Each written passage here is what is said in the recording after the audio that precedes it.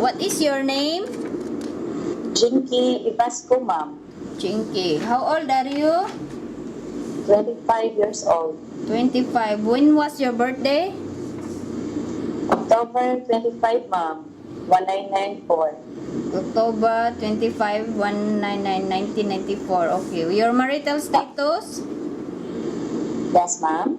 Your marital status. Are you single or married or single mother? I'm single, ma'am. Totally single? No children? No child? No, ma'am. No, okay. So, what is your height and your weight? 5'2" height, ma'am. Weight is 58. 50. Okay.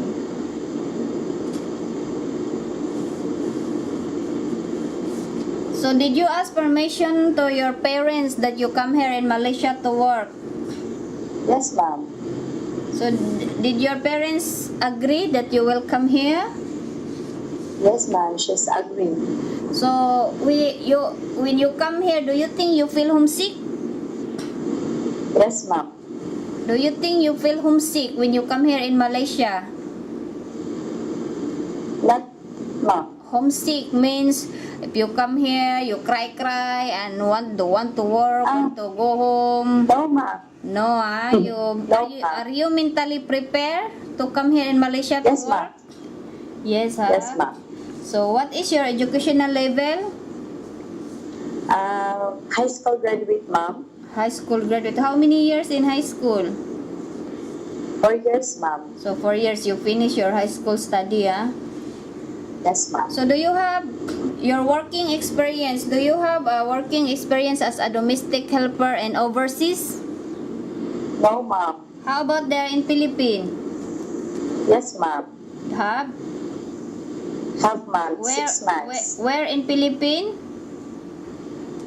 Yes, ma'am. In Philippines. Where? In which province? Negros Oriental, ma'am. Oh, in Negros. Yes, So, ma'am. how long you work? 6 months. 6 months. Your employer is a Filipino or other? Filipina, ma'am. Filipina. Okay. From what month to what month? 6 months.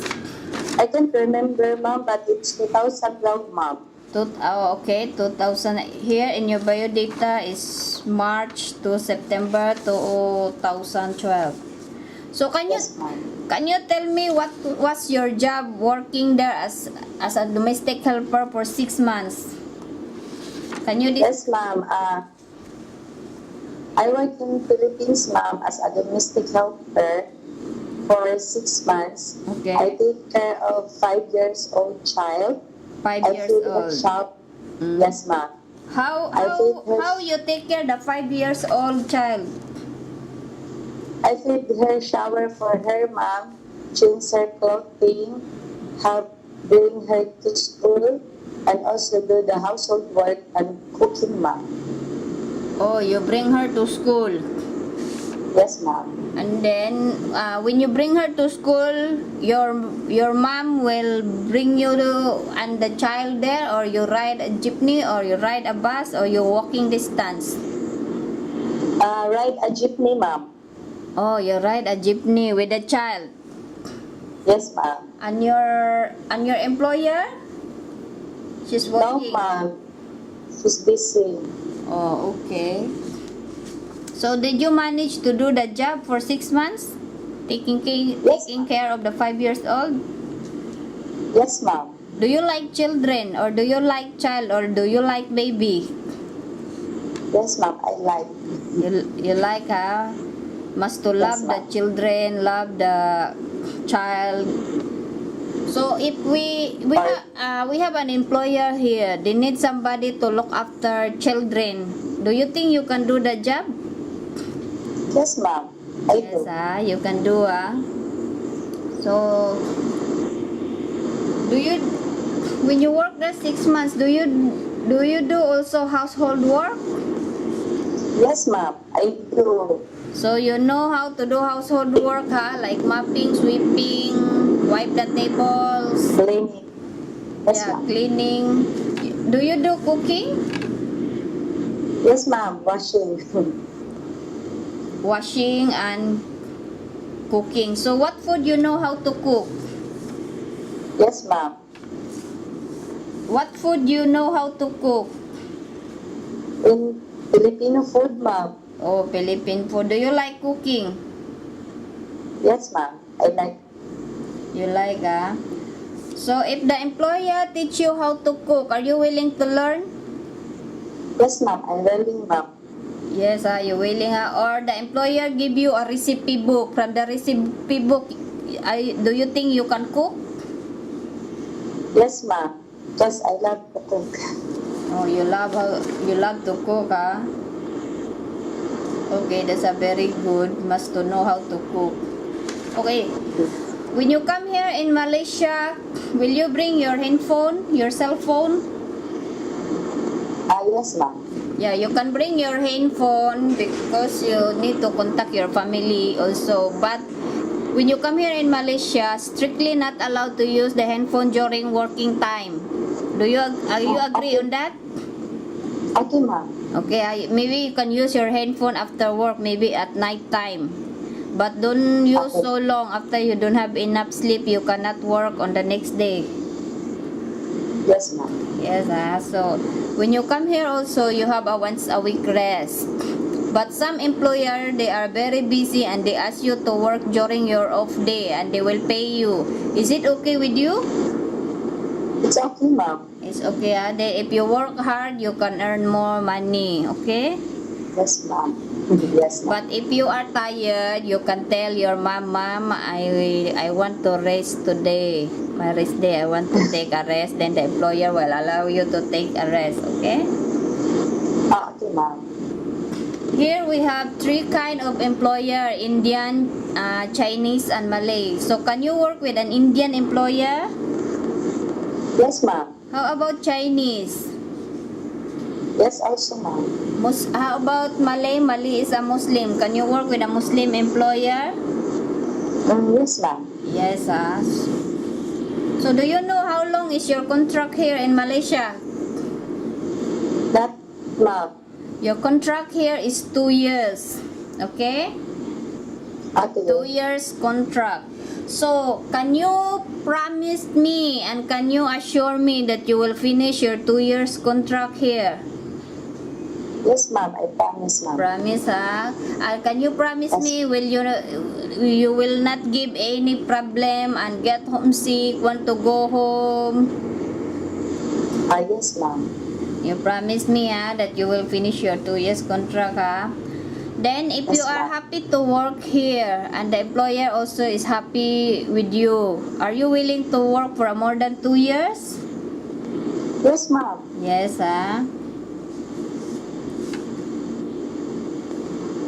Do you have experience look after old people? No, ma'am. No, but are you willing to learn? Yes, ma'am. Yes,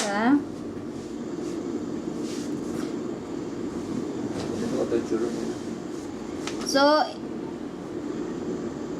if let's say that God, the employer, they need somebody to look after children, do you think you can do the job? Yes, ma'am. I do, ma'am. You can, If you look at if you take care of children, you must be responsible. Okay? Yes. It's the Yes, same job when you work there. You cook for the children, you feed the children, shower them, bring them to school, change their clothing. Do you think you can do that job? Yes, ma'am. I will, ma'am. Yes, If let's say the employer have a pets in the house, do you mind to look after pets? Feed the pets? Yes, ma'am. Maybe cat or a dog? Yes, ma'am. Yes, Dog. Do you have a pets there in your house in Philippines? Yes, ma'am. I have What pets you have there? dog. Oh, you have a dog, so no problem for you, Do you Yes, know how to ma'am. do hand washing? Because some employer, their clothing is very expensive. They ask you to wash by hand. Do you know how to do hand washing? Yes, ma'am. I do, ma'am. You know, You know, I think you already know how to sweep, mopping, wipe the tables. Yes, ma'am. You know, are you afraid to be alone in the house? Some employer, they go to work and the children will go to school and you're alone in the house. Are you afraid? No, ma'am. No, but if you are alone in the house, you must to do your work honestly, even the employer is not around. Okay? Yes, ma'am. Are you Okay, ma'am. willing to obey and follow instruction of the employer? Yes, ma'am. Yes, you must to follow the instruction, Do you have any friends or relatives in Malaysia? No, ma'am. No, Can you promise me not to bring any relatives or friend in your employer house? Yes, ma'am. Can you eat vegetarian food? Not yet, ma'am. Vegetarian means vegetable. Can you eat vegetable? Yes, ma'am. Yes, you can eat vegetable, Do you know how to use electrical appliances? Like vacuum, Yes, ma'am. washing machine? Yes, ma'am. Yes, but if you don't know how to operate, you just ask your mom and the mom will teach you, okay? Okay, ma'am. Are you afraid of the height? Let's say the employer asks you to clean the window or the ceiling fan. You need a small chair or small ladle to climb. Are you afraid? No, ma'am. No, So, Jinky, if I am your employer here, what will you tell me so that I will select you? Can you tell me something about yourself? Yes, ma'am. I am honest, responsible, ma'am, hardworking, Oh, and hardworking. obey the rule and Okay. follow the instruction of my employer. And also, ma'am, I promise to finish my contract. Yeah, you must to finish your 2 years contract, and not get homesick, You promise me, Yes, ma'am. Yes, ma'am.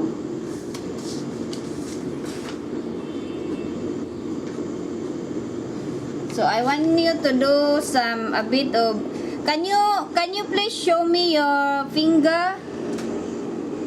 Yes, ma'am. Put your finger like this. Oh, at the other side.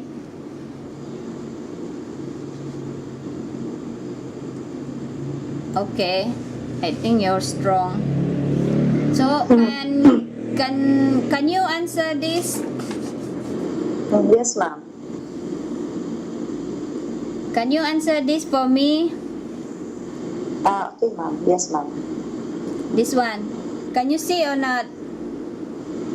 Not, ma'am. I can see you.